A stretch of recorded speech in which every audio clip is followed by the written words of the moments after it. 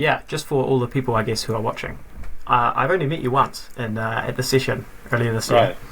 and we talked for a little bit at the bar. You showed me some coin stuff. But yeah, basically as soon as I when going into the session, I actually had no idea who you were. I'd never heard of you before, but I saw your lecture and some of the performances with the flicking fingers, and was very impressed with kind of a lot of kind of your stage presence and the magic that you did as well. And so I wanted to get you on here. Cool. Um, but Yeah, I feel like, sorry, thank you very much. I mean, I'm really happy. I mean, how old are you? What's your 20. 20? So no wonder you've never heard of me because like about 20 years ago, that's when I basically left the magic scene and Really? became a full-time comedian. So I only did magic during that time.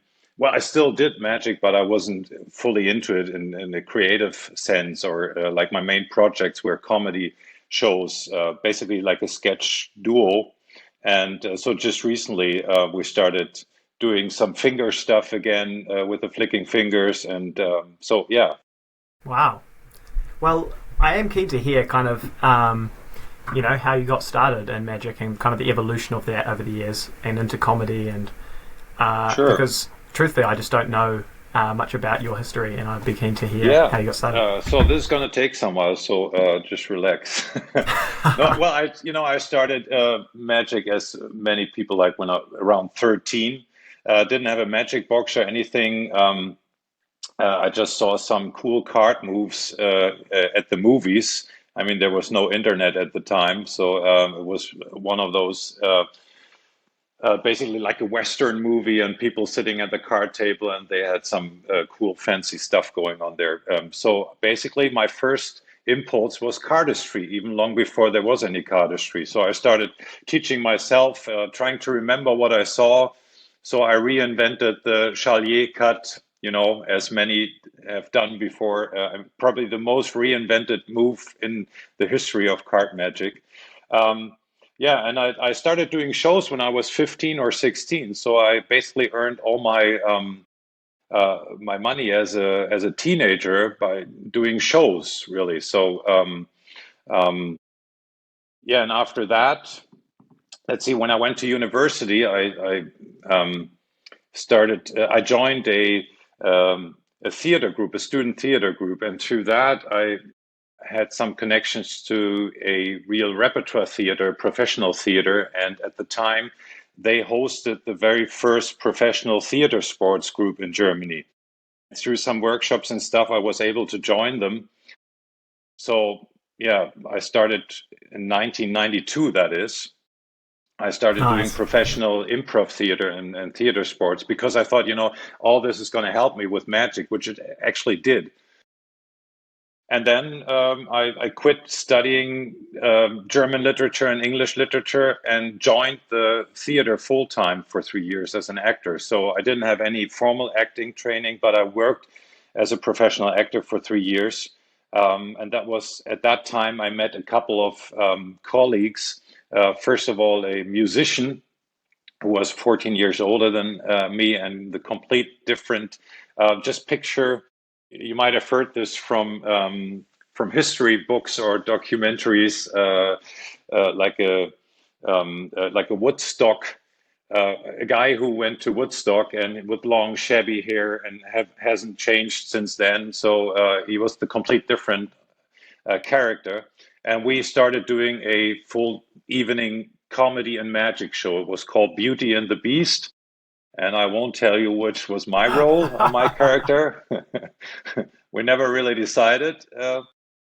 Yeah. And since then, I basically am a full-time magician and comedian. And then over the years, it has changed.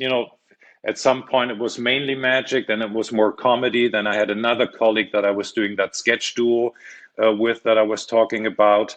I did some poetry slam as well.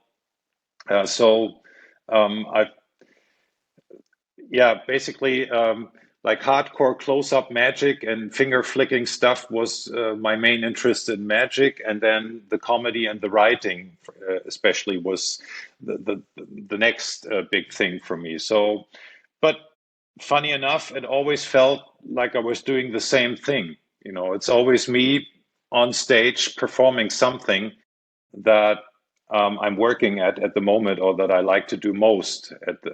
And whether it's a joke, or it's a poem, or it's a magic trick, for me, it all feels like it's the same thing. Mm. So that was it in short. Yeah, well, so you say kind of for the last 20 years or so Mhm. you haven't kind of been as involved in magic. Are you still do you still kind of practice it as a hobby, or have you just kind of completely gone towards comedy, the world of comedy and No, I such? still did perform magic. I mean, I had a repertoire that I was still performing, either in theater shows or for companies and stuff, you know, depending on what the situation was. And sometimes comedy would fit that situation better, and sometimes magic would fit that better. But I wasn't involved in magic creatively anymore. But for the last 5 years now, I'm full time back into magic, and all my energy, all my creative energy goes into magic again. Um, and that's mainly because after 20 years working in that sketch duo, we were just fed up with each other. And yeah, it's well, this is one thing that nobody tells you um, when you become a professional, that over the course of 20 or more years, the most difficult thing is um, to not get bored after a while with what you're doing. I mean, you're standing on stage, people applaud you, people are laughing, and still you get to the point where I got to the point where in the applause of the after the first sketch, I caught myself thinking, "Oh man, that was only the first sketch. I still have to do the rest of the show." Um, Yeah, so I'm really happy that I found my way back into magic, because now I feel like your age again, like I started all over. And I'm really happy about all the young guys in the world now doing all that cardistry stuff on YouTube, because that really got me hooked again. Basically the same thing as 35 years ago, or even more. What year is it? Anyway, so, seeing all those cool moves that I had missed out on completely. I mean, this whole thing developed in the last 10, 15 years when I was away. So, first time I saw that on YouTube, I was going like, what the heck? What's going on? So, and then I started practicing again, and realizing that as long as I live, I will never be as good as those 13, 15-year-old Yeah, none of guys us doing will. all those crazy moves. Yeah, so Yeah. thank you very much for that. That really got me hooked again. Wow. So are you like a full cardist now? Well, no, not really. I did some I did some videos pretending. If you give me 10 or 20 takes, then it looks good. Nice. Well, sounds like me then. Oh, that's cool. Actually, speaking of videos, I saw you had some stuff on your YouTube channel, kind of like card flourishes and talking about very deep and existential questions, or at least I saw one of them that was like that. Um, Yeah, yeah, is that kind of a result of the last your foray back into magic in the last 5 years, or? yeah. Well, there's one video that's, I think it's called like cardistry and poetry or something like that, and so I've been working a lot, like in my comedy, I'm working a lot with rhymes and poetry, which sounds really weird and awful, and sometimes it is. I'm sorry.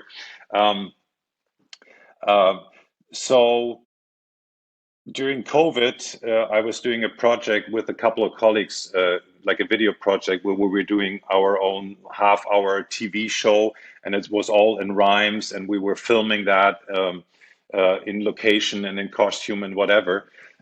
So I was writing a lot of poetry at the time, funny poetry. And at one point, I was working together with Moritz Müller. You might know him. He's more your generation, like the coin guy from Germany. And so I was doing a little poem that was not funny, but just talking about simplicity, or purity in magic and in poetry at the same time. And he was doing some one coin routine, and I was doing the poem to that. And I really liked that. So I thought maybe I can do the same thing with cardistry. And I had a long German version of that, and I thought, well, that's really a shame that only Germans can listen to that. So I was trying to translate that, and that's one of the few examples where I actually was able to translate it more or less on the same level in English. Yeah, and the result is that video where I'm talking about. I don't even know what it's about anymore. I think I was Yeah, I like, think. you know, Oh, art. Yeah, if why that is not art, or why cardistry or magic is not viewed as art, and I'm making comparisons to other art forms and basically making the point that it is art. Yeah. yeah, that's super cool. It resonated with me because that's kind of a lot of the stuff that I love to do as well, is Hmm. use magic as a tool and an inspiration for those kind of more deep conversations and that kind of stuff. Um, yeah, Yeah, and it's it's very a cool. shame that with normal people, you can never get to the point to really talk about it because even though, I mean, you can always make comparisons to music or theater, other art forms where they get a glimpse of, oh, that's what he's talking about, but they will never know what it feels to have that same insight and into or deep insight into magic and how it works and stuff. So it's really a shame that you can never really talk about it. That's why I enjoy doing lectures for magicians, 'cause it's the only time where you can really Yeah, talk about what's going on and what's the fascination. yeah, exactly. Yeah, because it's such a niche topic, and the Hmm. it's a lot of these things that we spend a lot of time thinking about just are completely irrelevant to most people. Yeah, Um, but yeah, obviously. yeah, exactly. Like, yeah. Oh, awesome. Well, I'm really interested to dive deep into kind of some of the things that you've learnt from the world of theatre and comedy, Hmm. and also how you've applied that as a magician, and how what kind of like giving that as advice for people like myself who have never really touched those worlds but are super interested in the crossover between the two. So I was wondering, Right. could you just kind of give a background, kind of like Sure. I don't know if you've like I'm assuming you had like a fair bit of like theatre training, and like what was that like? Well, as I said, I never had formal actors training, but working for 3 years, I was learning on the job with from all the other directors and actors and stuff. So, uh, I think the problem with magic is that you learn tricks and then you go on stage, but you never learn the stagecraft that goes along with it. So you know how to do tricks, but you don't know really how to perform it or how to speak on stage, how to walk on stage, how to act. Um, and so, I mean, I could go on for hours now what this means, That's good. Do it. so I guess the only thing that the advice that I could give or that it boils down to is when you want to perform on stage, try to learn stagecraft as much as you can. So if you have the ability to get some actors training, even in a amateur group and act in a play, just acting in a play once will teach you so much more than just reading about it. Um, but of course, it's about voice, it's about projection, it's about stage presence, which is also one of those mystic words that you never know what that means.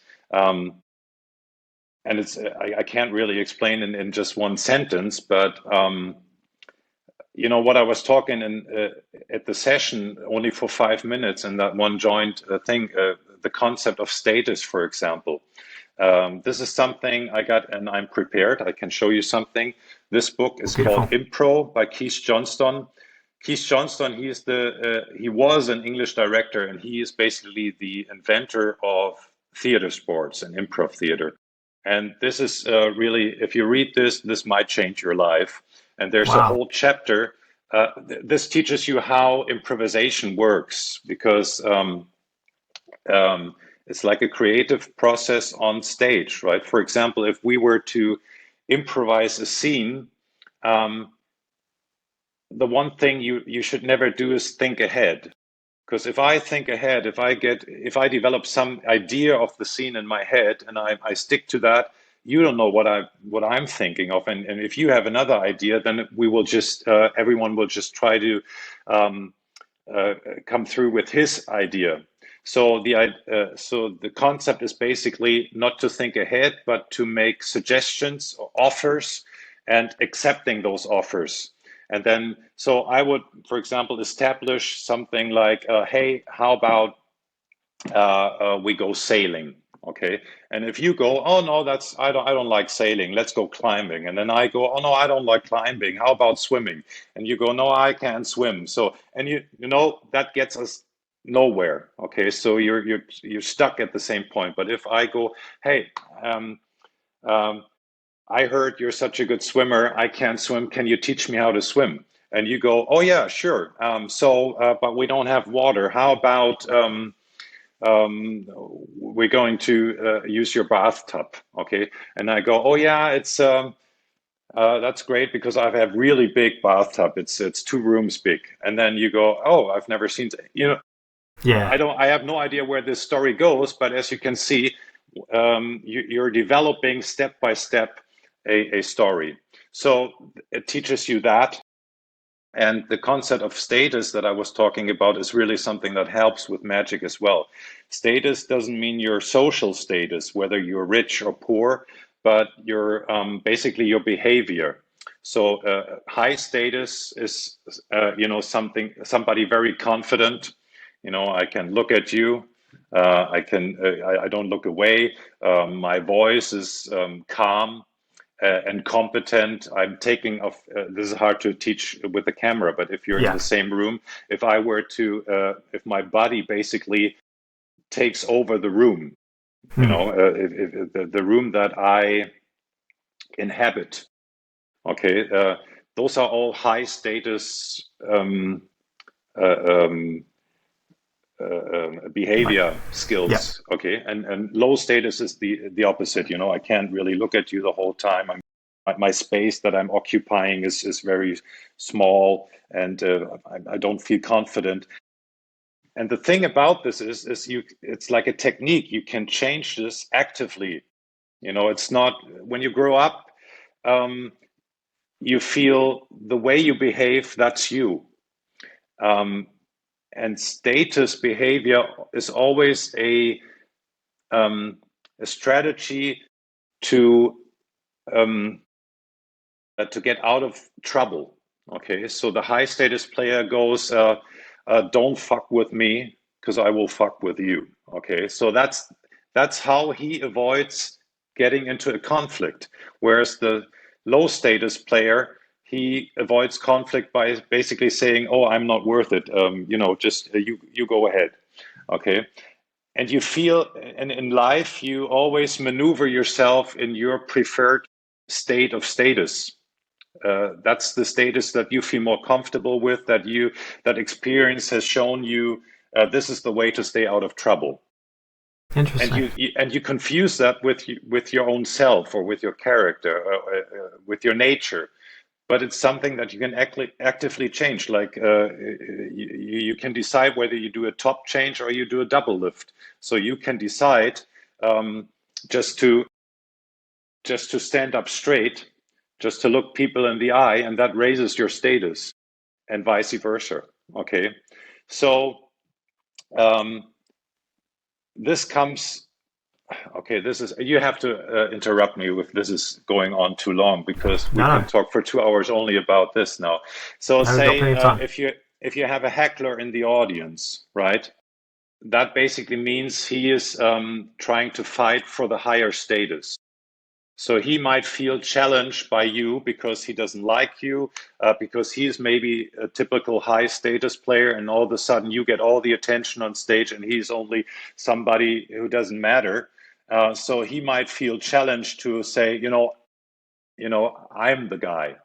So he will challenge you to a fight for a higher status. Just knowing that means that you can either try to lower his status or higher your own status, or even do the opposite, going like, "Oh yeah, you won," and then he is happy. Okay, so you say if you have somebody on stage, and like the most important thing if you have somebody on stage is that people see that he or him is feels comfortable. Now, if you have some low status person who feels uncomfortable and unsecure, people will notice that, and you can do whatever you want. It will never be a nice atmosphere on stage. So you can try to actively you can try to change that status thing. You know, if that person is very insecure and you basically compared to her or him have that status, you can lower your own status and trying to higher hers or his, so you're on eye level, and that's just technique. It's just the way you talk, the way you position him or her on stage. Something that everybody knows, for example, is when you have a kid on stage. So you might just have that kid stand on a chair just to raise it on eye level, so you don't look down on the kid. So you level this your status relationship. So this is just very, very brief, the concept, but it's technique, and that's something I learned from improv and from acting, that I don't have to play a character, but just by the way I use my body, I use my voice in comparison to other people, I can change the outcome of how I'm perceived or how the situation is perceived or how I interact with people. Mm. It's extremely fascinating to me because I mean, is there a middle ground between like high status and low status, or is it just kind of between the extremes? Like, how do you No, look at it's it? not. It's not about the extremes. For example, if you're a table hopper, you get to a table. There's five people there.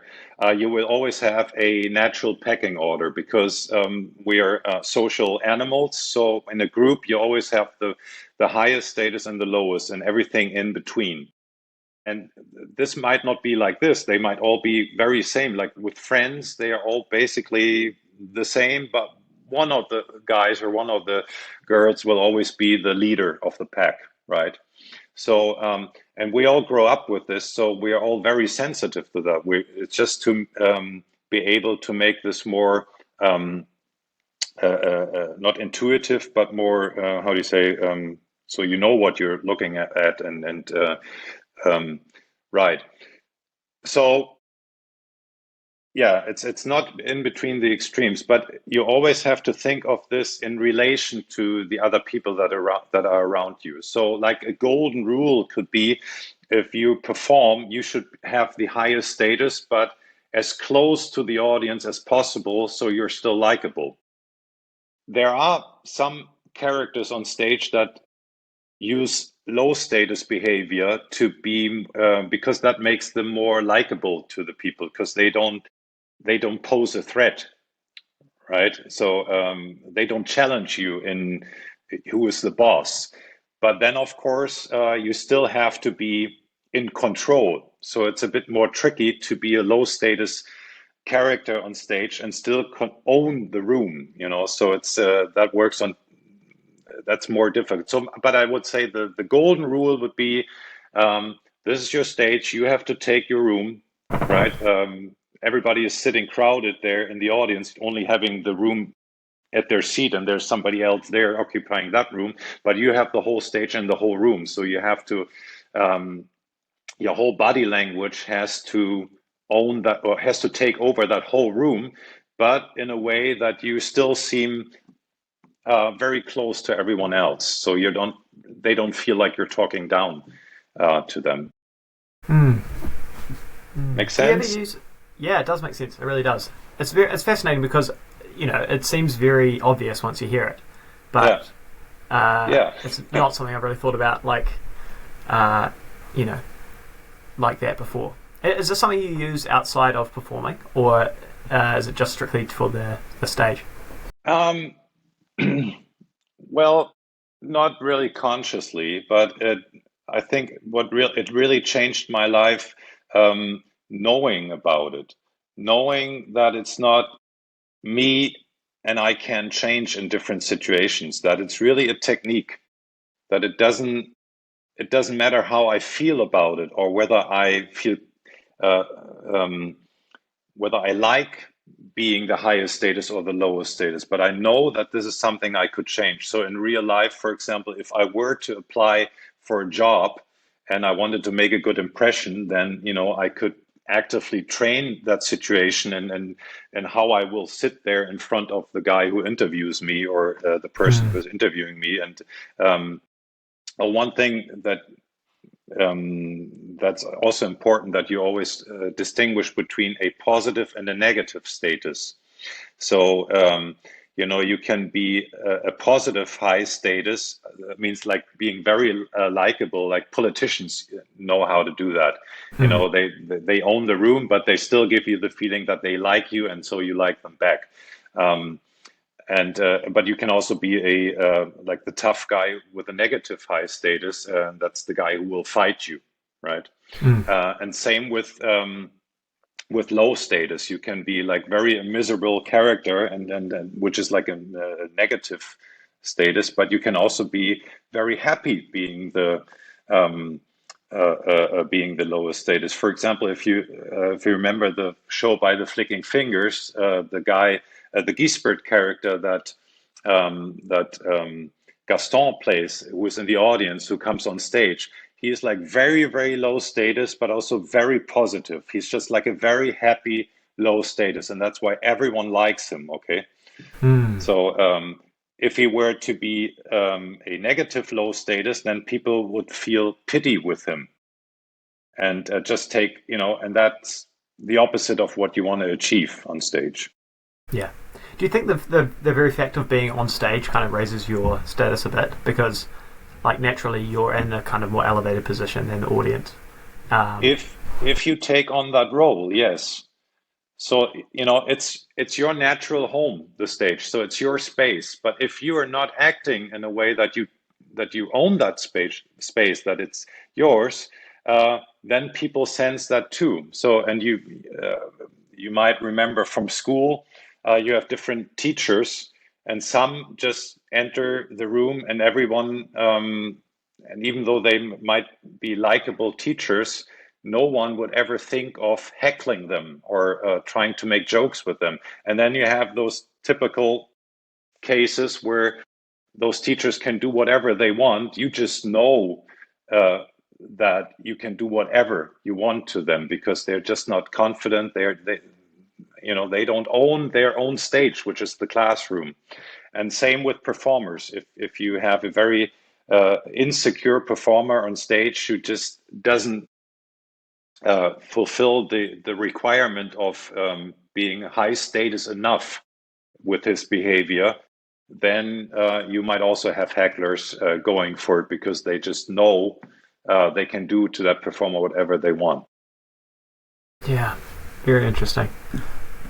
Yeah, it's amazing how applicable that is outside of just performing as well. But Mhm. yeah, oh, that's awesome. So the only other kind of how's that transferred over into like comedy and that side of things? Like, is there a as complete of a crossover between the two of them as there is with magic? Well, that's kind of difficult to answer, but basically for me, um, the techniques or the rules are basically the same. So, say if I were to tell you a joke, it's the same as showing you a trick. You have a story, a build up, and then a climax where either the effect happens and then that tension drops, or you have the joke and the tension drops. So it's just basically the same. If you are doing a comedy sketch, it's also about status. It's usually comedy usually is about lowering status, either your own or somebody you're talking about. If you the guy who slips on the banana peel is funny because the moment he loses control, his status drops from wherever it is to zero, and that difference between the build up or the where you start and then the joke or the effect. The bigger that difference, the bigger the joke, the bigger the effect. Okay, so the bigger the contrast between the situation that you've established and the impossibility of what happens then, that gap, the bigger that is, or the more perfect that is, the more you're astounded. Okay, so or you're stunned. And the same, the bigger in comedy that contrast is, the more you will laugh. Um, Yeah, that's a and good it's point. and I would say bad comedy or offensive comedy usually tries to lower the status of somebody else, and better comedy tries to lower one own's status. And that's also why being a magician is the perfect. That's why magic and comedy go together very well if done well, because as a magician you are a natural high status figure, because as a magician you're somebody who knows something that the other people don't know, so you have more knowledge. You have a at least a supposed power, even though it's only theater, but you have more power than normal people because you can do magic, so you are a natural high status. So that's why comedy magic works so well if you lower your own status. So if a magician um, performs a trick and that trick goes wrong, that's why it's so funny. Hmm. Okay, so if you know how to use that to your advantage, you can make people laugh, and you can make people like yourself. And if the magic still is good in the end, then then you have the whole package. Yeah, that's a really good point. It seems uh, like actually incorporating these kind of things on Hmm. stage or in performance does require like a fair bit of confidence, right? Because it's not an Sure. easy thing to change your persona. You kind of, I guess, have to fake it till you make it, right? Where you just kind of act that way, and then in doing so, kind of become that way. If that makes any sense. Yeah, well, that's why I would always say it's a good thing to, even if you don't want to do this professionally, but join an improv group and just get some experience doing that. Because the great thing about improv is you're not a different character; it's yourself on stage, and you will fail a lot. There will be a lot of moments where you just feel, oh my God, why did I do this? And people saw me do this, and this is just so embarrassing. But like every scene you're improvising will tell you something about yourself and what works for you and what works not for you. So you will, because you don't do anything that's planned. When you, as a performer, as a magician, you have planned your act, and you won't go away too much from that. You might try a little joke here or try a little something different there, but it's very close to what your plan is. Whereas with improv, you every scene you have to do something you didn't know about, that you would be doing this before.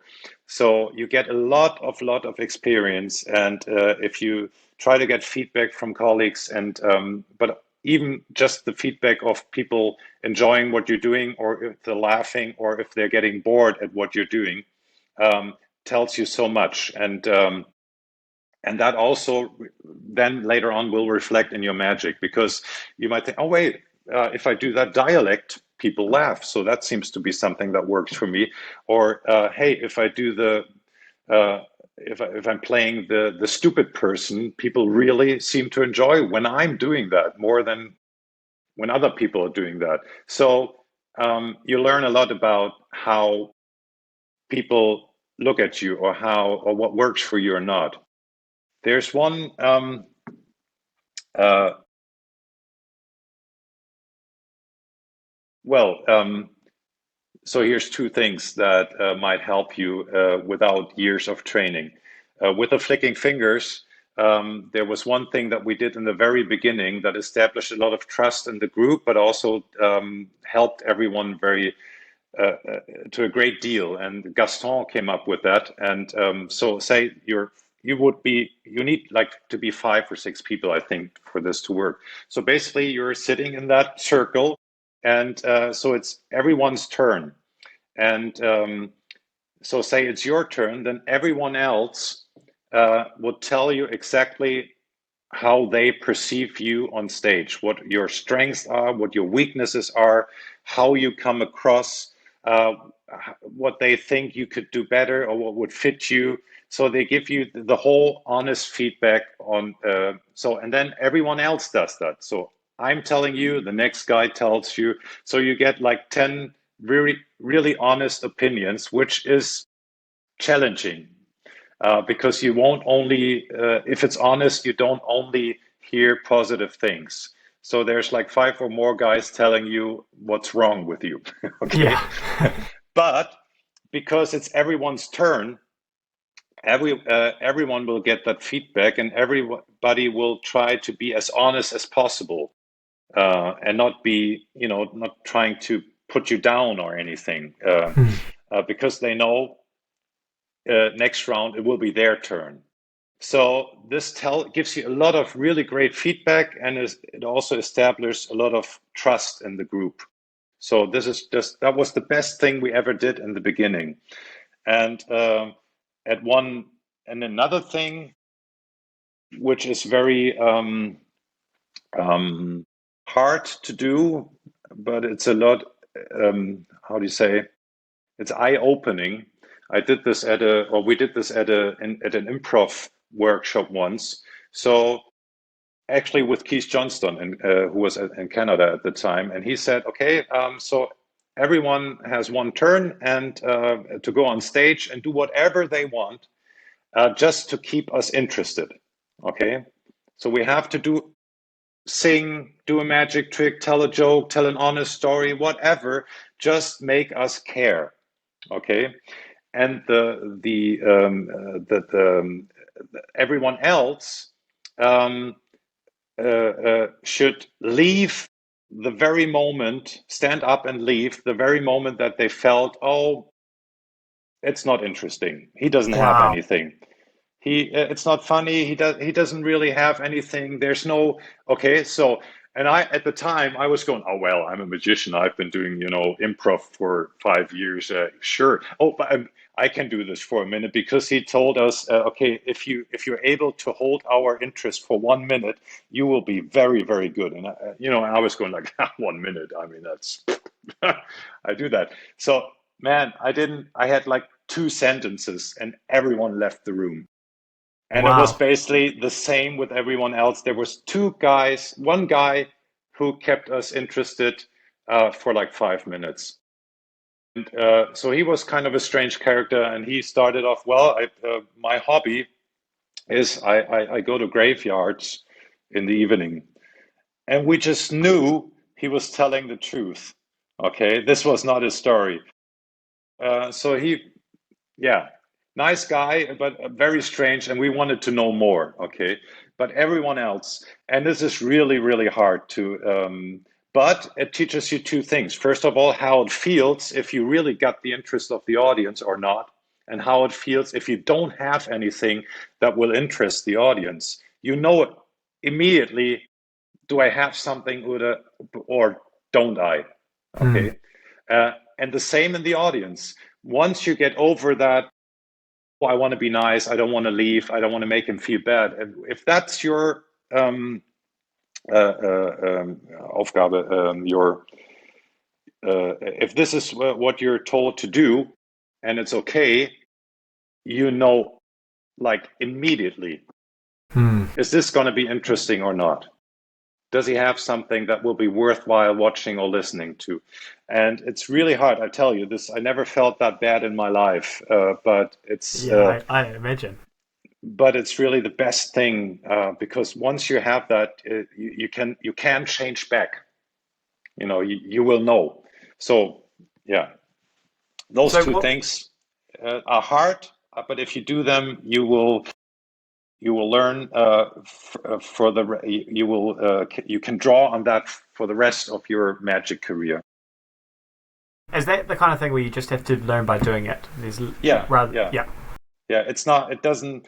I can tell you now. You understand. You say, "Oh yeah, I can imagine that," but you can't yeah, really. yeah, yeah. It's Well, I don't know how you would go forward from that. Like, mhm. how you would change what you do to make it more interesting. Like, I guess because I guess the key is not to have. It's not like you have to fill every second with something. I guess Mhm. you have to have an interesting hook and then deliver on it, like the graveyard guy. It has a lot to do with honesty. Mm. So if you go on stage, pretend to be somebody else that you are not. If it doesn't really have to do with who you are, with what interests you yourself, it can be a fake story. But if it's not based in some truth, um, people will know, and it will just be uh, uh, like on the surface. It will never Yeah, go anywhere deep, and people sense that. People know. Yeah. that's really fascinating. Honesty, I would. There's a guy. I don't know. You might have heard about him. He's like the Shakespeare of German literature. Johann Wolfgang von Goethe. He wrote Faust, for example. Mm. And there's a famous quote by him. I don't know if I can translate that. He basically said, if you sense um, um, what people are trying to show you, then it's boring. If you can see what they want you to feel, if they are showing you what you want, what they want you to feel, or what they want you to see, then it's hollow. But as soon as you don't really know what's going on, but you sense there's something to discover, some secret. That's also why actors always say your character or whatever you're doing on stage, you should have a secret, which is actually good news for magicians because it's all about secrets, right? Yeah, that's That's true. what that's also why if you perform a trick where 10 minutes nothing happens and then only in the end there's the effect. That's why the audience is still interested because they know, okay, there will be something in the end, some secret that I don't know what's going on, but so this is good news for us. But if you want to touch them or interest them on a personal level as a performer, that's not enough. The trick itself usually is not enough. Man, these are like gold nuggets. This is so Yeah. interesting because I've never heard anything like this before in terms of, or at least like how you're putting it. Well, yeah. I mean, I'm sorry that this is more. This seems like a lecture or talking No, down, no, but no. it's really. I started doing this because the initial thing was when I was, I think, 20 or something. I was at a convention in Germany and I was competing in cards. And I got first place. So that was my first big thing, first prize, German champion. And I was going like, yeah, okay. So now I'm there. Now I'm good. Yeah. Now I'm one of the good guys, And then David Williamson was one of the performers in the gala. And I couldn't close my mouth as how good that guy was on stage. And Mm. I had no idea, just thinking now I'm one of the best, and then just seeing the difference between him and myself. And I had no idea what can I do in life to even come anywhere close to that performance quality. So that and then from then on, I thought, okay, this is not. I have no idea. Basically, practicing card tricks won't get me there. So I have to just, if I really want to become better, I need to get as much performing experience and from other fields as I can. So that's why I started doing acting. That's why I started doing improv. That's why I also started writing comedy. That's why I started doing slam poetry, just to experience how it is to be on stage without the trick, just with myself or with my text or whatever. So even though you might not be interested in it, just do it for the sake of your magic. Yeah, that's great advice. So how's it been coming back to magic then after all of that experience? um, Great. Maybe it's one of those midlife crisis things. I just do the same thing as I did when I was 18, and I feel 35 years younger now. So um, no, really, that the thing I enjoy most is that magic keeps me in the moment, and that when performing, I can experience something myself. Because as I said, when we were doing that sketch comedy thing, I did, it was like no experience for me on stage after a while because there's no interaction with the audience. It's more like repeating what you have learned and try to be as good at it as you can. But I know the stuff. I know my lines. I know what the joke. I know what my partner is saying, and the audience basically for me was just a black hole from where it applauded and laughed back at us. But but with magic, like every card that I have picked is a reason for me to approach someone and speak to them.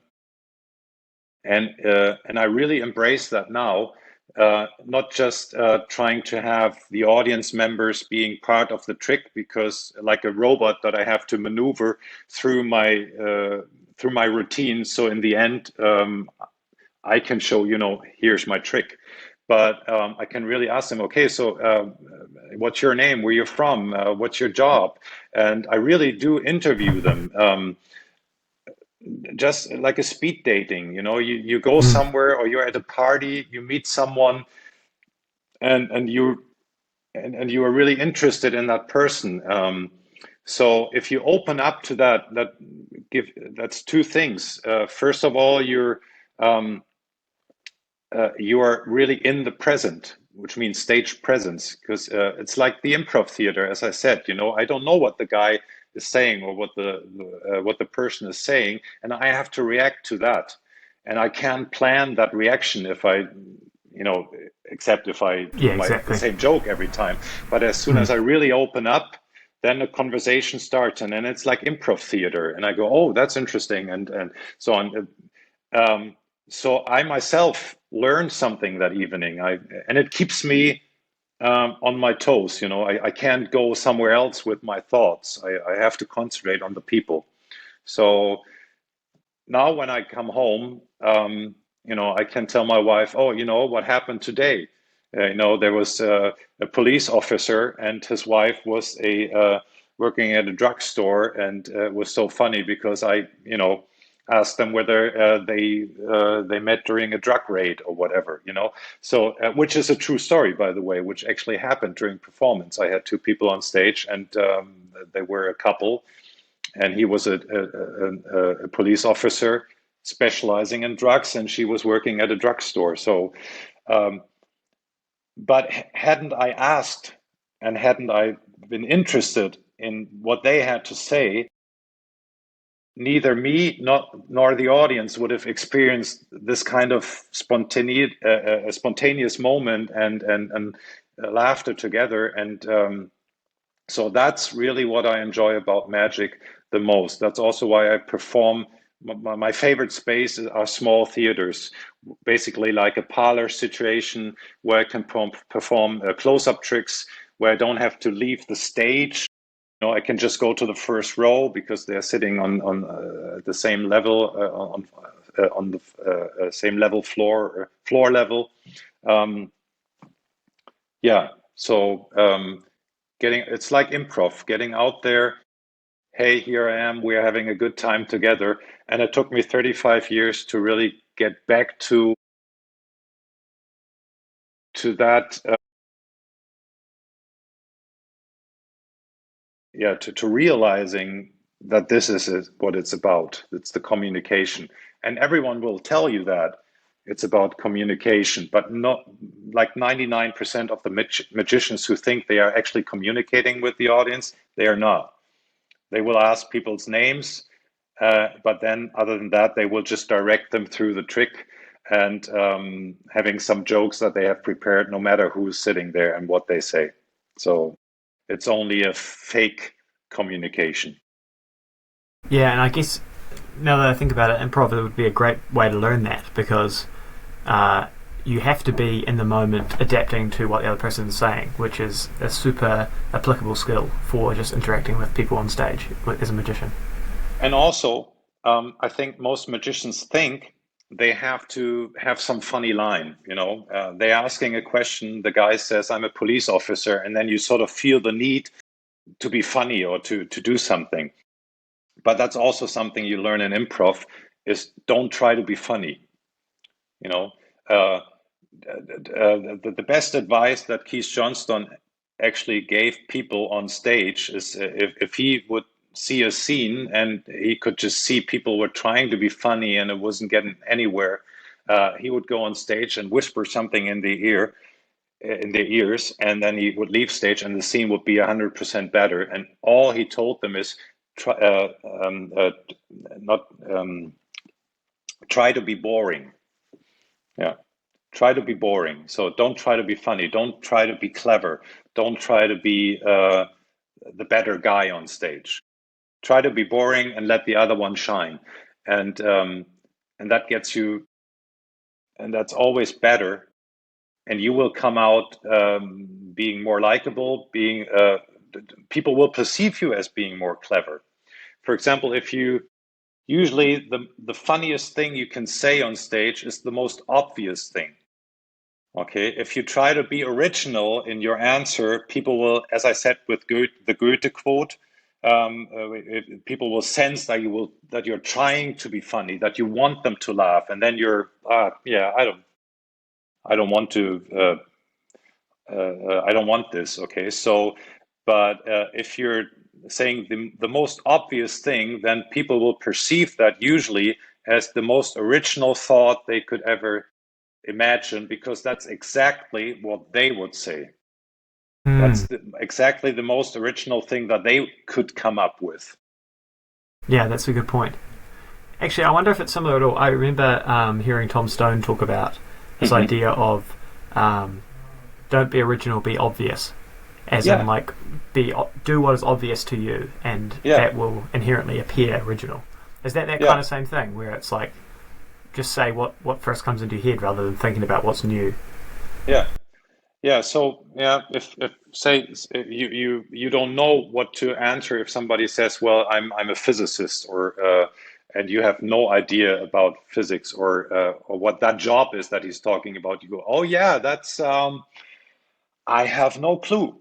Okay, so and that's not original, that's not clever, it's just honest. It's the first thing that comes to mind. I have no idea, and I'm just saying that.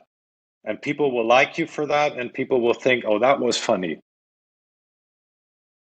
But if I were to try to come up with some physicist joke, you know, it would take me longer. It would be tense. Yeah, Yeah, just not funny. that's really good advice. It seems yeah, just honesty on stage is uh, helps you to be more likable and more relatable, but also just like more interesting as a performer. Um, hmm, that's a good point.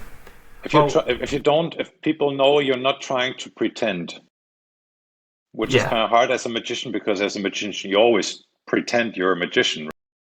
yeah, But I think that's also the most interesting thing about performing as a magician, that you basically doing magic is working against you as a human being or as being relatable, right? mm, The magician by definition is superhuman. Okay, so even though you might just do comedy magic, but just the idea of a yeah, magician. So the trick is something that separates you from the audience on a human relation level. So how can you be able to make people like you or perceive you as a human being and still perform magic? That's the biggest question, really, that you have to solve. And that's also why I never enjoy serious mentalists who are or magicians who are just embracing that idea of being I'm the superhuman and that's what I'm showing on stage. That's I'm what I'm pretending to be. Um, it's just not honest. It's false. It's they might impress you, but yeah. they But will there's also never no have it. drama, right? Yeah, Like there's no like if you can do everything, then how is that interesting? yeah, Like, yeah. yeah, yeah, that's good. So Okay. it's very shallow and very one dimensional. It's just boring as hell for me. Yeah, fair enough. Yeah. So let's change tack a bit. I'm really interested in kind of the where the flicking fingers came from. How did it come together? And what were like the early what were the early days of that group like? Well, in the early 90s, all of us were like more or less the same generation. There's like maybe 10 years between the youngest, and Rainer being the oldest. But in that range, we are all. So, more or less at the same time, we were all meeting at conventions. And at that time, we were the only young people there. A couple more, maybe. And we were all competing. So, we met in the competition and sort of, there were little friendships here, friendships there, as just as it goes. And then in 1994, the FISM in Yokohama was going to take place in Japan, which is a long ways from Germany, of course. And we were all young and didn't have money. The stage magicians in Germany at the time, they did a couple of shows to raise money for them to go over to FISM. And then us being the close-up guys said, "Oh, that's a good idea. Let's do the same thing." So Thomas Frapps and Gaston and Ben Profane in Munich, they were performing regularly at a small theater, and they said, "Hey, let's do a magic week here." And they got us all together. We were like 10, 15 people, and we were performing together for 1 week, working on the competition acts as a group, and then also raising money. And that was just so much fun that we all agreed, we have to do this again. Let's make this a regular thing. And then, of course, after that, it was clear that the next FISM in 1997 was going to be in Germany, in Dresden. And then we sort of thought, oh, well, if the world comes over here, we want them to go back and say the best thing about German magic were the close-up guys. And that's where we really formed into a group and said, okay, the group that we have here, let's do something. Let's do a group lecture. Let's, get ourselves booked there and do something that will really stand out. And so that's how we did our first group lecture, which was because I and Gaston had a theater background. The idea was, and you saw actually one of the sketches that we did there at the session, the guy where we had the beer garden and we were heckling Pitt and Oh explaining yeah, basically his trick. Well, that was part of yeah, our group lecture. So the idea was we would perform a trick, or one of us would perform a trick, and then we would do a comedy sketch in which we would explain, which was the explanation, but which would be funnier than the trick itself. yeah, Or, for yeah, example, the first thing we did in our show, the flight attendants. That oh was yeah, also a sketch from our lecture. So we would have everybody standing in the room, showing the same trick, explaining that, and at the same time presenting that as a safety demonstration in an airplane. So we did that, and that really worked so well.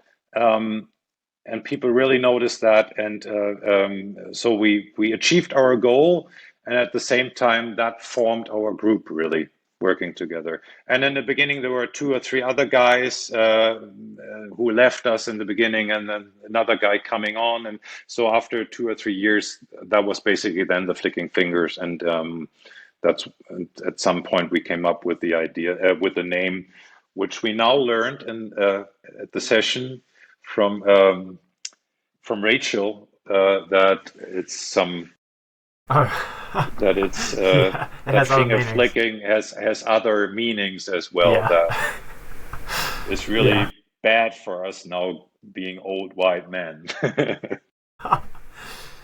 Wow. Wait, so where did that name come from then? um, just because people were saying in Germany it's called die fertigen Finger, and Fingerfertigkeit means dexterity.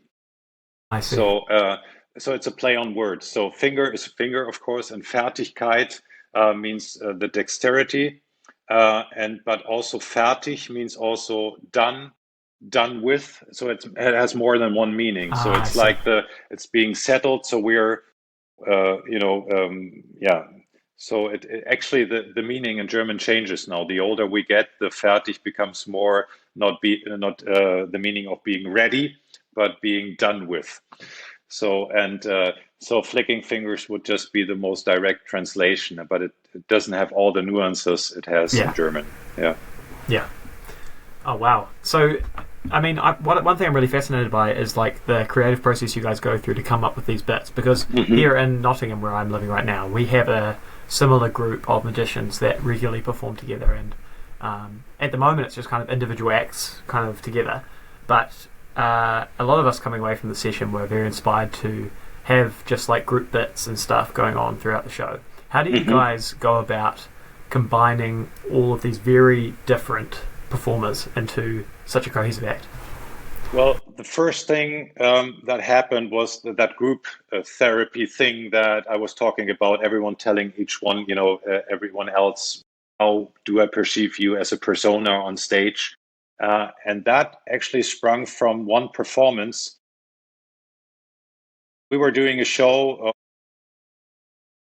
There was in 1990 or 91, I think it was, there was the possibility of a TV show with magic in Germany that never came about.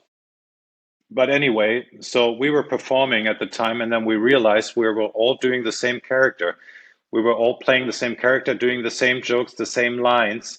Um, it's just why perform together with 10 people if the audience only sees one character, right? Then one person can do the whole thing.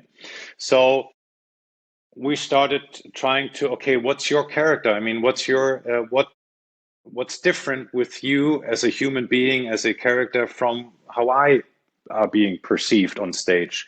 So we were trying to find our characters first, and then, okay, so what kind of humor, what kind of trick would fit that character, would fit your persona? So we never came into the same situation that usually you are at magic meetings. Okay, who's going to perform this trick? Who's going to perform that trick? Because they are all doing the same tricks. But if you are a certain character, then maybe one trick doesn't fit you at all from the story. So if you start from your character, from your persona, and you get more conscious about what are your strengths and how can I develop that further, then also that gives you the kind of material that works for that character. So that's the first thing that distinguishes you from others. Then when working together, you're all different people. So that's the first good thing. Now, how can those characters interact with each other? How we have the highest status player in the group and the lowest status playing in the group, how can they meet on stage? How Hmm. can that status relationship be reversed in a comedy sense? If you have 3 or 4 characters on stage, if you know, here we come back to status, if you know who is the highest and the lowest and each in between, then you know how you react how you act on stage together, Hmm. because the lowest status will never take the lead. So that's one good thing. If everyone knows his status on stage, you will naturally um, act natural, or in a natural sense. You won't cluster in one corner of the stage. You will have one guy taking up the most space and the other guy being on the side or in the background. So it always looks like, oh yeah, that's Hmm. how it's supposed to look. Um, Yeah. and then you can start having different characters meet each other, and it's much easier to come up with funny scenes or ideas for scenes if you know who is who. Yeah. Um, but if you're all the same, then how would you come up with how those people are going to interact? It's just like acting with yourself. Yeah. Um, and then another thing that we would create material from is a from uh, um, uh, from a how do you just a second, I have to It's okay. concentrate, a genre. So say in movies you have different genre. You have the Western movie, you have the thriller, you Hmm. have a horror movie, you have the romantic comedy. Those are all genres. Hmm.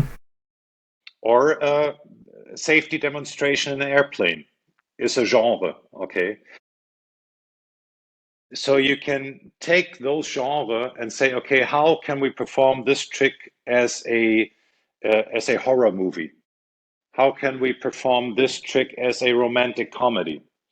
Um, it gives you a different, it gives you characters that are usually that have to be present in that genre. It gives you a certain language.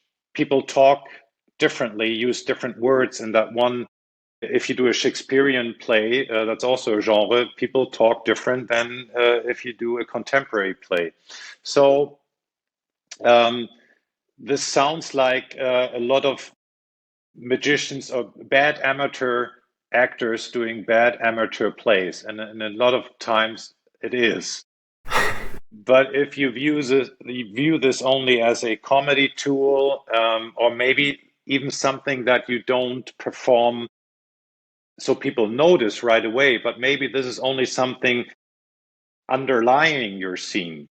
You Hmm. know you're doing this because in your head you're playing a romantic comedy, but you don't tell the people. Uh, but still, it will work differently as a scene as if you were just randomly interacting with each other. Yeah, Yeah. So, yeah, so that's a really that good those point. are just a few things that also come from theater that we use for coming up with ideas. I'm really curious how you coordinate yourselves as such a big group, and also you guys all have We your own don't. lives. It doesn't work.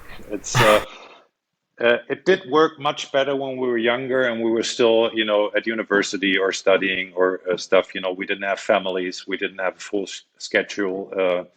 Now it's really hard, and it's almost like a miracle that we could be together in London and perform at the session, and but we can only do this because we all enjoy it so much. So everyone has to make time to do this and do this commitment, and then it works, but it's always chaos. It's like Yeah. the Muppet Show. Is Muppet Show still something that people your age know about? Yes. Yeah. It's always chaos backstage, and it's like who's on stage? The pig. Okay, right. So we are always under rehearsed. It's always a lot of improv. When something is going on stage, everyone backstage is trying to say, oh, "What's next? Okay, where do I have come?" It's really like that.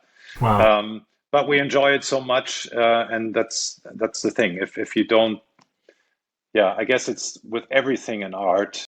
If you don't enjoy what you're doing, then just don't do it.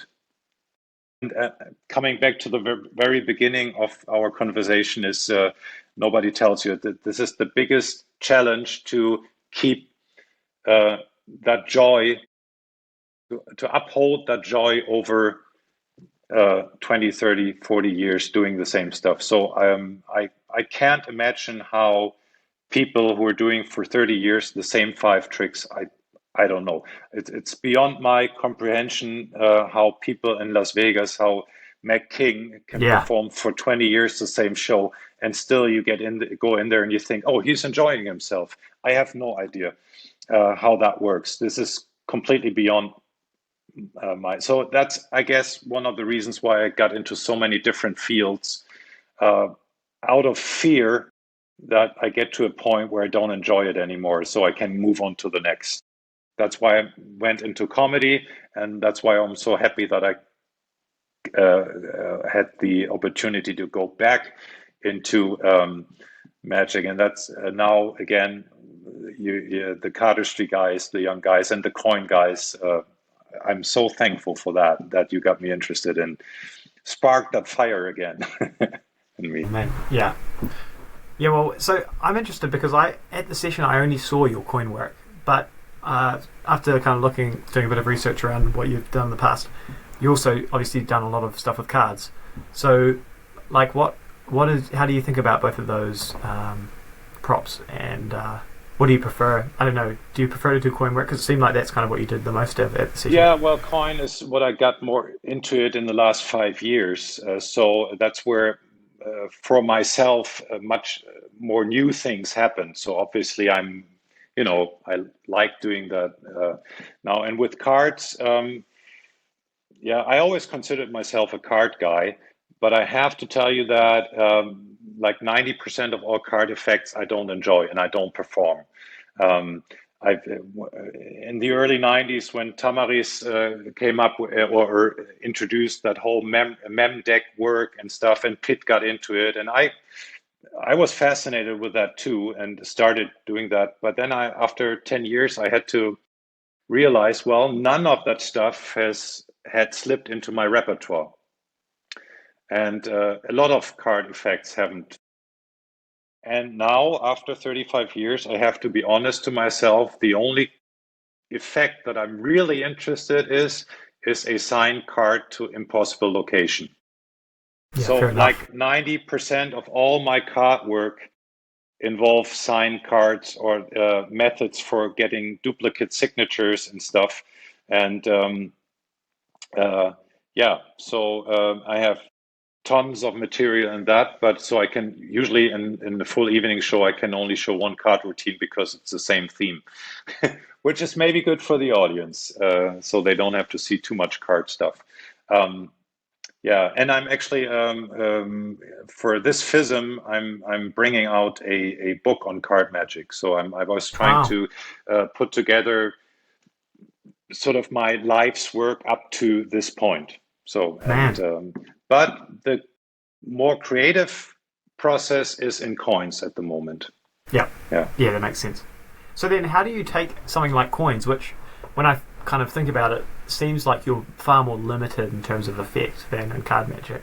How do you take that and make it so interesting in the whole show, like an hour Well, long if set? you think about it, 90% of card magic is finding a card. Like Yeah, that's true. magicians are getting obsessed with more and more impossible ways of finding a impossible thought of card. But if you get down to what's actually what you're actually showing and performing, it's the same. So I think it's just as hard to show different effects in card magic. It's only for us as magicians, it feels like, oh, it's different if we picked a card. Oh, it's different if we thought a card. Oh, it's different if three people thought of a card. Oh, and it's different if we shuffled the cards, but it's not. So Yeah, that's I true. think you're almost as limited, in my opinion. Um, and with coins, I think there's a lot of stuff that hasn't been explored yet. And especially what I realized, and I was also talking in London about, was that coin magic started off being a stage effect, with T-Nels and Downs, Hmm. the Miser stream, and also other effects. Um, but with David Roth, by the latest, it became 100% close-up. So all the techniques, it's just coins across, something that goes boom, boom, visual from here to here, or maybe in the spectator's hand. So it's always just the same, and also the techniques is just very limited to close up. And whereas when you get to stage magic, I think there's a lot to discover because that field has been abandoned for the last 100 years or so. Yeah, And that's why there's so much to discover and so many effects that I think are still there. And for example, the whole field of having coins signed. Okay, so here we are back again at my being cards signed. Um, gives you different effects. For example, in London, I did this one routine where it's basically any card, any number with coins, where there's three yeah, signed coins, right? And so you do a coins across, and the last coin doesn't have the signature, so one coin is missing, and then you're going to look for that coin. And then I'm doing a miser stream, and we have like 20 coins, and they're in a stack. And then you have you discover two dice, and you throw the number, and then at that number in the stack, you find that missing coin. So it's basically like a card effect with coins. It's just only one example, but I think there's much more to discover once you start thinking of it. And here's one thing I didn't talk about. Signed coins are much more have more possibilities than signed cards. Say if you have four signed aces, every ace is still singular, right? You have the ace of clubs, the ace of spades. Mm. Even though it's signed, it's still that one thing. Yeah. But if you have two signed coins, each coin could be the other one Yeah. Yeah. Yeah. Yeah. because it's the same object with the same signature.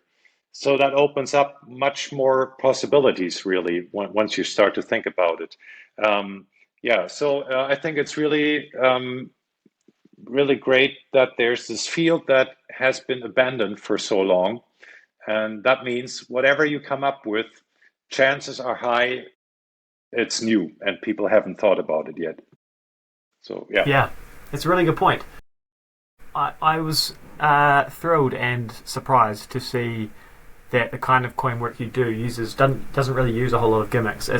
No, It's just bread yeah. and butter sleights. So how do you think about that? I know we talked about this a little bit at the session, but why do you choose those kind of methods? Okay, so once you're close up, it doesn't really matter if you can see the coins, right?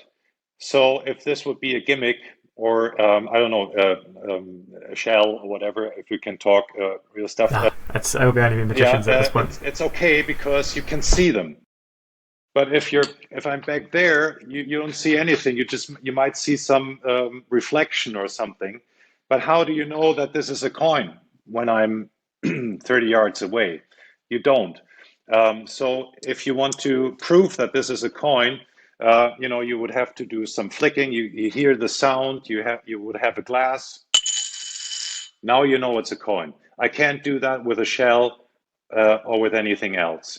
So I think gimmicks are very limited on stage. You could use them, for example, if you say you bring someone on stage and you do like a sponge ball routine or where the coin appears in the hand of the spectator, because then you could then the spectator on stage verifies for the rest of the audience that you do have the coins there and it is Mm. real in his hand. So at some point you could use gimmick coins there.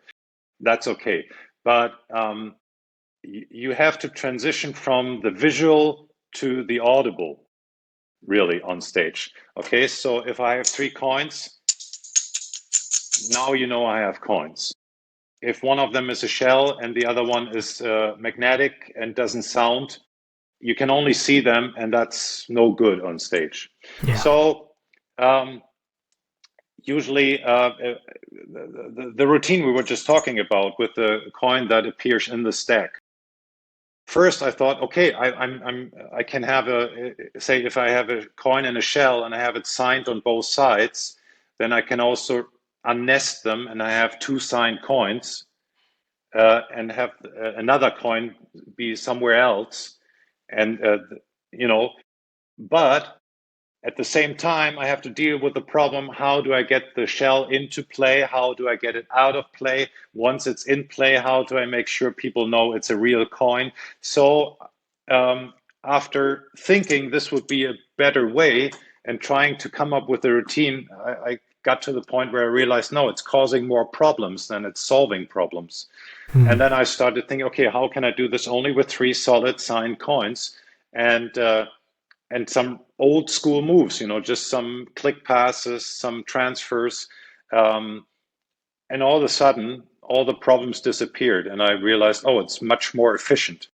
I don't have to get something in and out of play. I can just use that stuff. And as I said, two signed coins. This one could be this one. That's a huge advantage. So it feels better.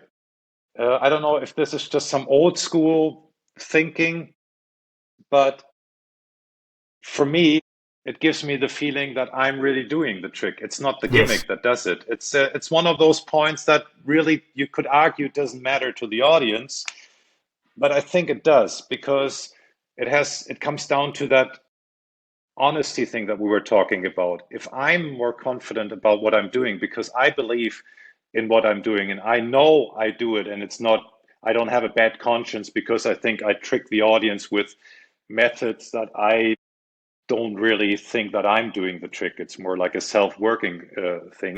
Mm. So this reflects my attitude towards the trick. people can sense these things. So it's always good if you feel more, if you find a version that you feel most comfortable with. And with me, it's no gimmicks. Yeah. And yeah, No, I totally get that. I'm the same with cards. Um, I always have had the thought of like, if I can do it with sleight of hand, why would I yeah, introduce a gimmick yeah. unnecessarily? Yeah. Having said that, my best method in card magic that I'm not going to talk about here now No. is using a gimmick card. So, it's Yeah. every rule is there to be broken. Exactly. Yeah. And it's nice. I mean, I guess this is just something for within the magic world, but Mm. if people know you just for kind of gimmickless coin works, if you sneak a gimmick in there, then that's extra Yeah, extra yeah, deceptive. yeah. It's the, and also you do obviously it's the same with cards and with coins. If you know the stuff how to do it the sleight of hand version, then you will use the gimmick in a much better way. If you start off with gimmicks, it will look like you don't know what you're doing, and it must be some trick Yeah. thing that you're using. Yeah, Yeah, that's a good point. yeah, Sleight of hand forces you to have some proficiency with the yeah, object in and of yeah, itself. yeah, yeah. Mm.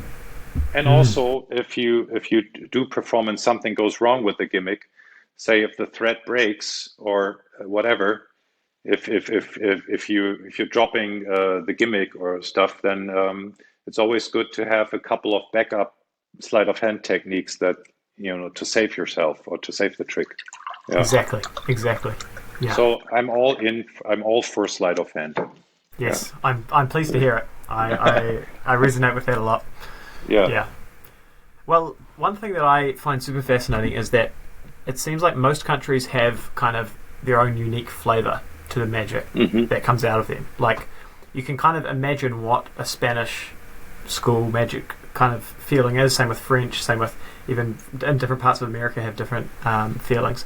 What is Yeah. the flavor of German magic? Do you think, from your experience? Serious? No. Really? No. No. No. I don't I was know. going to say, I don't know. all of I the mean, German this. magicians I know are very different. Yeah. I don't know. I guess it's but hard to say. But I think probably uh, this.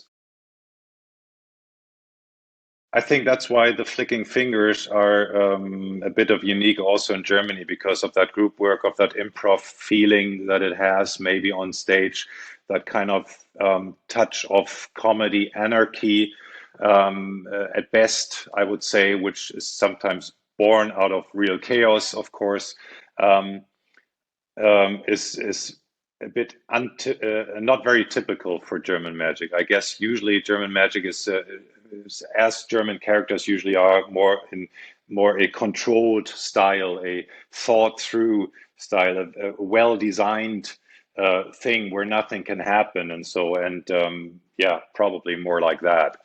And it's yeah, Do you think that it's that can play better, or do you think that is just that's a flaw of the German magic scene? no, I mean I think it's where maybe other people don't go the whole way. I think German magicians would put in the work to really perfect something, I would suppose. Uh, at least I know a couple of like the professional people that I would say are really good. They are Mm. really hard workers, Yeah. and maybe even harder workers than maybe other nations. I don't know. Whereas maybe the Spanish magician would say, "Oh no, this is." I do some chaos or some psychology and stuff, and which comes to a very good result. The German magician would maybe probably find all different ways or how to manufacture some gimmick that does it and be very precise. And maybe both meet full circle at the same kind of perfection, but it's a completely different way to get there. And then also it results in a different feeling, how you Yeah. perceive that. which is, I have to tell you, a very big advantage of being German when you perform in other countries, is that the image that people have of Germans is so the cliche is so clear, right? So when you do work with humor, you can always um, use that to your advantage because people just won't think that you might be spontaneous, that you actually do have a sense of humor that's beyond people's comprehension when they think of Germany, you know. So Yeah. it's a nice thing. And actually, I think the one of the funniest, even for Germans, the funniest comedian that ever has been there. His name was Loriot, and he was basically like in the 60s and 70s, even 80s. He was still performing, and he did TV shows. And he was this really stiff German character that didn't know how to deal with emotions and was just very correct and polite. And but it was just so funny because you could see. Um, how he would be struggling with what was not his, you know. Right. Yeah. And yeah, so even for Germans, that stiffness of the typical German is very funny because obviously now it's not that extreme anymore as it was the whole generation after the war. Yeah. Yeah. Yeah. Yeah. Yeah. Well, I've actually heard from several different people that German audiences are some of the hardest audiences to perform for. Is that Yeah. like is that something that you've experienced, and how is that going to other nations and performing? Well, obviously they are not so outgoing. You know, when you perform for American audiences, I mean, you go, what's going on here? It says, do you need me, or are you having fun no matter who's up here? You know, so it makes you feel like you don't really have to work for that reaction uh, as a German. But other countries, the audiences are hard as well if you don't know how to deal with them or how to put yourself on stage so that they think you're funny or that they like you. And so I th um, obviously British audiences can be tough too. Finnish audience can be even harder than German audiences. Um, I guess I've heard it from people say that Japanese audiences are very hard to work with because they are. It's not that they are against you, but they're just too polite to react. You know, things like that. So I think it has a lot to do not with the audience or with the character of the audience, but how how you are on stage. It comes back to all that we've been talking about. If I don't take myself too seriously, if I'm honest with my feelings, if I'm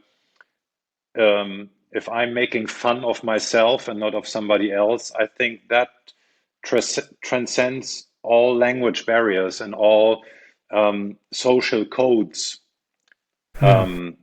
There's um, a core to human nature and to humor that I think works in every language um, and in every social setting or code. Um, and people just sense, going back to what we're talking about, that you sense if somebody is honest or not, or if he has something for you that's interesting or not, or if he's just trying to pretend that there is going to be something interesting, but there isn't. Um, Same as music or magic works over language barriers. It's just the same. It's more about knowing about yourself and your Yeah. weaknesses and how to deal with them than knowing about the audience. Yeah. That's a really good point. I guess it's like any other kind of art, where it's about self expression, and so yeah, it depends on how you express yourself. But I'm telling you, the most nervous I ever got was in 2006. I hosted the in Stockholm, the FISM. I hosted the Stage Gala show. Wow. And I don't know, they asked me because they knew me from Germany and stuff. And I thought, yeah, well, I do that. I do MC work all the time, no problem at all. And the closer that date was coming, the more nervous I got because I realized there's going to be 2,000 people from all different cultures with different language skills in English. So I thought I knew what I was doing, but I also knew that I couldn't be as spontaneous as I was in German. So I was more limited myself. Um, and I had no idea if what that audience would be like, because I didn't know how many Europeans, how many Americans, how many Asian people, how many French people and Spanish who don't speak English at all. How would they react to my jokes? And it got to the point where I couldn't walk.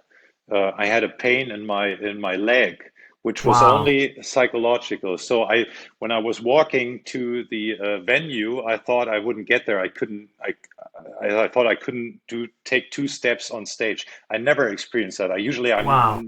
I'm never nervous on stage. I feel more comfortable on stage than in any other situation. Um, but it was exactly that point that you were talking about. You don't know the audience, what are they going to be like? And luckily it did work out and it worked very well, but I had no clue whether it would. It could have been a complete disaster. I had Wow. no way of telling. Yeah. Well, I guess once you've done that, everything else, is much more easy and manageable. Yeah. Yeah. Can't get harder than Yeah. that. Yeah. Yeah. Well, I'm curious, kind of who have been the people over the years in Magic that have made the biggest impact on you in terms of influence. Um, Well, you know, as I said, David Williamson was one of the people in Magic that I realized, oh, this is the level of performance skill that he really set the bar for me. So then obviously Tamaris, for everyone, for all the generations really, not just because he's so funny, but also he's so because of his thinking and everything. I mean, it's I don't have to tell you. But then also maybe Tom Malika, which your generation unfortunately probably doesn't know that much anymore. But those three were yeah, the best comedy performers. He was the guy with the cigarettes who was yeah, yeah, eating yeah, like yeah, 15 cigarettes at a time. yeah. A comedy genius and also improv genius. Um, I still remember to this day a lecture he gave that must have been 93 or something in London at the Ron Macmillan Day at the time, and he was doing a card trick, and he had a boy on stage, 9 years old, and he improvised with him, and he was just a perfect status player because he could make the boy so confident that the boy would start playing jokes on him, and he would be. It was just so funny, and so after like 20 minutes or so, and he always started the trick and he never got to the trick, right? And I remember him saying in one of those bigger laughs, he would just turn to the audience and say, "I can make this first trick last an hour." And that, he really knew what he was doing. And I only heard stories about him from other conventions where he would always get himself purposely into trouble on stage just so that Wow, he had to improvise. And wow, amazing. I mean, yeah, if you can get hold on live performances where not just of a stage act, but where he's performing with people, um, his style maybe might look for modern audiences now a bit old fashioned, but that man was just the top of the tops, really. yeah, So those yeah. three are really my main influences, I would say. Awesome. That's really cool. Well, as we kind of go further on, my questions are becoming more quick fire and less deep. But Yes, please. this one is deceptively deep, or you could take a very quick answer to it, depending on what you Hmm. want. But why do you love magic? Why is it something that you enjoy? That's there you go with the quick answer. Um, Yeah, sorry about that. Honestly, I don't know. Everything I was talking about right now at the moment, it's on one hand, it's the creative process of the possibility of really creating new ideas, tricks, effects. Um, um, and then the same, right at the moment, it's really the interaction with the audience that uh, gives me an experience as well, instead of just performing to an audience. The idea that you have also with improv, that you are performing with the audience, is one of the things that is very unique to magic that I enjoy Hmm. very much. Yeah, that's a great answer. Okay, then who is one magician that you love who hardly anyone knows about? Who more people should watch? Hmm. Okay, so there's a couple of guys here in Germany that are very well known here, that maybe internationally are not so well known. I mean, me, for example. Um, uh, some of the fingers are more well known, and we are known as a group, but as individual performers, what are they doing? There's a guy called Thomas Otto, who is just one of the full-time professionals here in Germany, working variety theaters, who has great ideas and routines. We've been working on coin stuff. He's manufacturing coins now.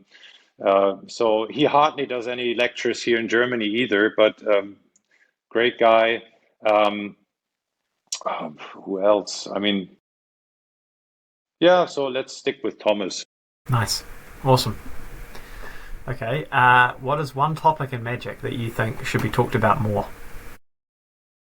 Everything we talked about today, Yeah, I about agree with that. everything that has to do with stagecraft and performing that helps magic become better.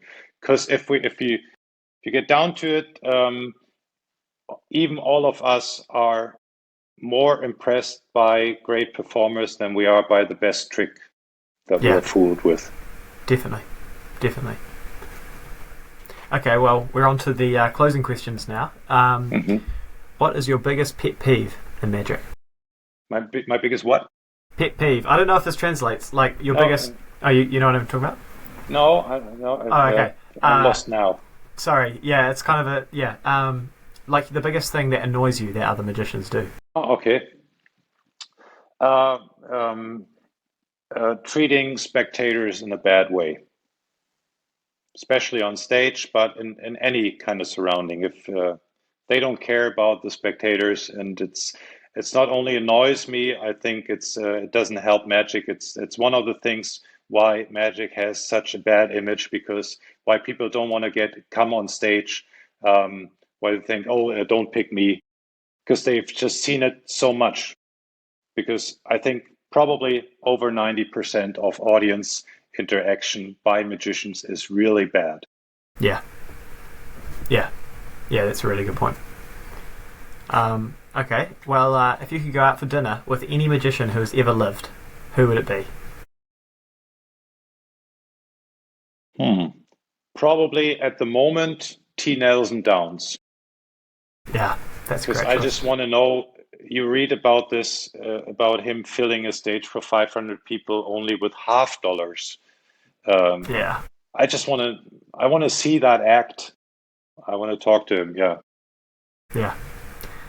If you could only read three magic books for the rest of your life, what would they be?